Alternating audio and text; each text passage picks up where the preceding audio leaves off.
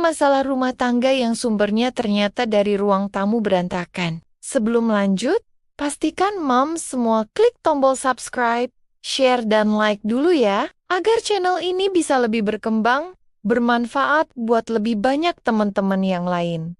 Terima kasih, dan yuk lanjut deh. Halo Moms semua, semoga semuanya sehat selalu ya. Kadang yang bikin rumah terasa panas itu bukan cuaca, tapi ruang tamu yang isinya lebih padat dari isi kepala pas tanggal tua. Tempat yang harusnya jadi area paling adem buat duduk, ngobrol, dan narik napas, malah berubah jadi arena uji kesabaran. Bantal miring sedikit bikin mata kedutan, meja penuh barang, bikin hati ikutan sumpek. Ibu-ibu itu unik, bisa kelihatan diam, tapi batinnya lagi maraton mikir. Apalagi kalau tiap nengok ruang tamu rasanya kayak lihat daftar kerjaan yang gak ada habisnya. Dari situlah emosi kecil gampang meledak.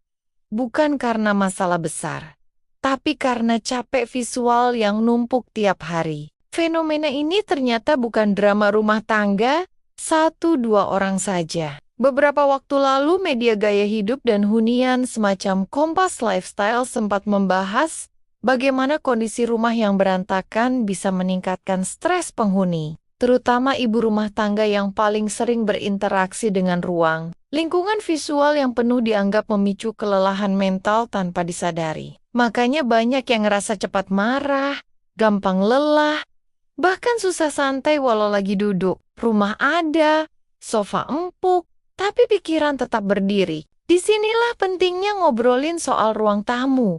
Bukan sekadar soal rapi estetik buat difoto, tapi soal dampaknya ke hubungan keluarga dan kesehatan emosi. Karena seringkali konflik kecil di rumah bukan dimulai dari kata-kata, tapi dari ruang yang terlalu penuh buat menampung tenang. Materi ini bakal ngebongkar kenapa hal yang kelihatannya sepele justru bisa jadi sumber gesekan sehari-hari. Dan kenapa beresin ruang tamu itu efeknya bisa sampai ke suasana hati satu rumah.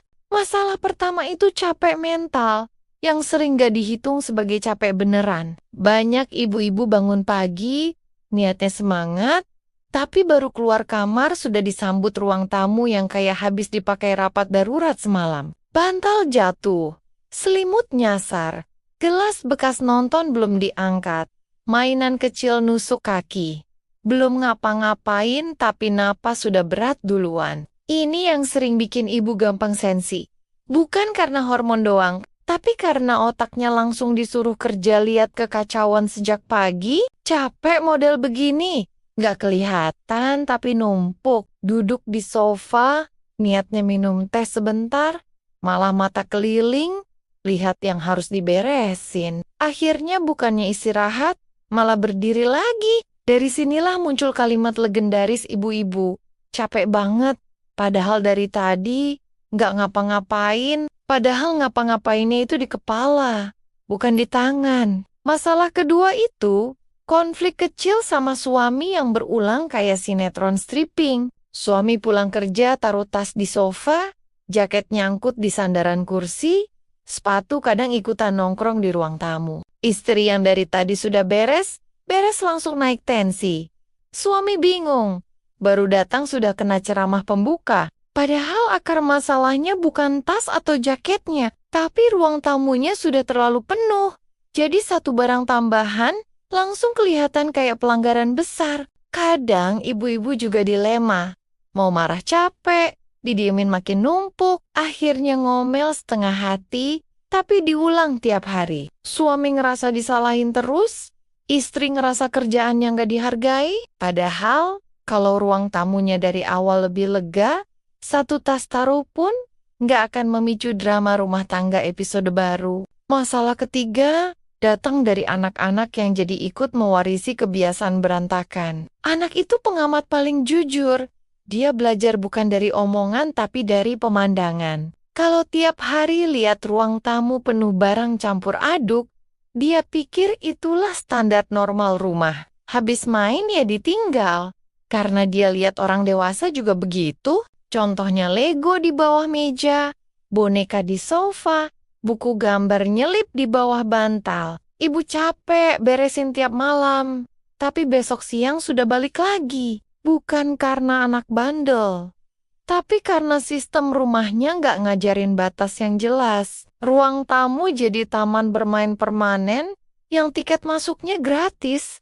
Tapi petugas kebersihannya ibunya sendiri. Masalah keempat itu, momen tamu datang yang selalu bikin jantung deg-degan. Ini situasi yang hampir semua ibu pernah alami. Lagi santai tiba-tiba ada chat. Bentar lagi mampir ya. Langsung panik, lari ke ruang tamu. Beresin kilat mode turbo. Barang dimasukin kardus, ditumpuk di kamar, bahkan ada yang diselipin ke dapur. Keringatnya bukan karena olahraga, tapi karena gengsi. Takut dibilang jorok, takut dibilang gak becus ngurus rumah. Padahal tamunya belum tentu merhatiin sedetail itu. Tapi karena ruang tamu sehari-harinya memang berantakan, jadi setiap tamu datang rasanya kayak ujian mendadak tanpa belajar. Masalah kelima itu, ruang tamu kehilangan fungsi hangatnya sebagai tempat kumpul keluarga. Harusnya, disitulah ngobrol santai, cerita sekolah anak, atau sekadar nonton bareng. Tapi kalau duduk aja harus geser barang dulu, angkat cucian dulu, pindahin mainan dulu. Akhirnya semua malas. Suami milih rebahan di kamar, anak bawa gadget ke sudut lain, ibu sendirian di dapur. Kedekatan keluarga, pelan-pelan renggang, bukan karena nggak sayang, tapi karena nggak ada ruang nyaman buat bareng. Ruang tamu yang berantakan bikin orang nggak betah duduk lama. Lama-lama momen ngobrol hilang, diganti aktivitas masing-masing. Masalah keenam ini paling dalam, tapi jarang disadari. Ruang tamu berantakan, bikin pikiran ikut berantakan. Setiap tumpukan barang itu seperti notifikasi tugas di kepala, walau kecil tapi banyak, dan semuanya minta diberesin. Makanya ibu-ibu sering ngerasa gelisah walau lagi duduk diam. Contohnya, duduk sore, niatnya istirahat, tapi mata lihat meja penuh langsung kepikiran nanti malam harus beresin. Lihat sudut sofa, ada mainan langsung kepikiran. Belum sempat nyapu, otak nggak pernah benar-benar berhenti. Akhirnya badan di sofa, tapi pikiran masih kerja lembur. Bahkan, ada yang sampai ngerasa rumahnya nggak jadi tempat recharge. Bukannya pulih, malah makin lelah. Dari sinilah sering muncul emosi kecil yang meledak ke hal lain. Marah-marah sama anak, sensi sama suami. Padahal akarnya dari rasa sesak yang tiap hari dilihat tapi nggak selesai-selesai. Ruang tamu yang harusnya jadi tempat napas, justru berubah jadi pengingat bahwa pekerjaan rumah nggak pernah habis. Dan ketika visual berantakan itu dilihat terus-menerus, pelan-pelan, mempengaruhi mood, kesabaran, bahkan cara ngomong ke keluarga. Semua bermula dari satu ruang yang kelihatannya sepele, tapi dampaknya ke seluruh suasana rumah.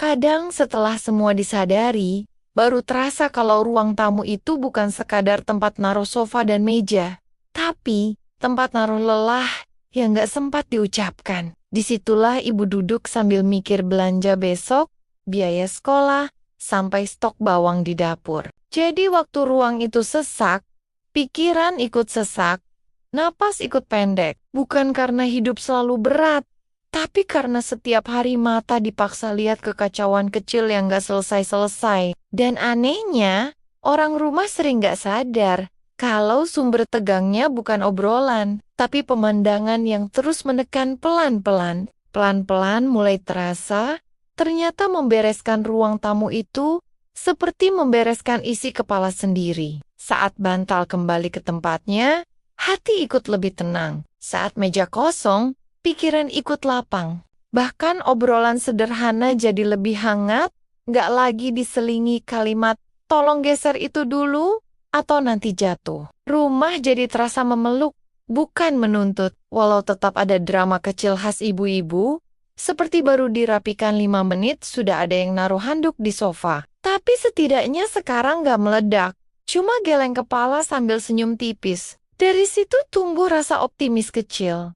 Kalau perubahan rumah tangga itu kadang dimulai bukan dari uang banyak atau renovasi besar, tapi dari keberanian merapikan hal paling dekat. Ruang tamu yang tadinya jadi sumber emosi, pelan berubah jadi sumber energi. Tempat pulang yang benar-benar terasa pulang. Dan ketika satu ruang sudah berhasil ditenangkan, biasanya hati ikut percaya bahwa menata hidup mungkin tidak semustahil yang dibayangkan. Terima kasih, Moms. Semua sudah menemani dan mendengarkan ceritaku sampai akhir. Sampai ketemu lagi di video-video berikutnya. Jangan lupa share video ini ke teman-teman ya.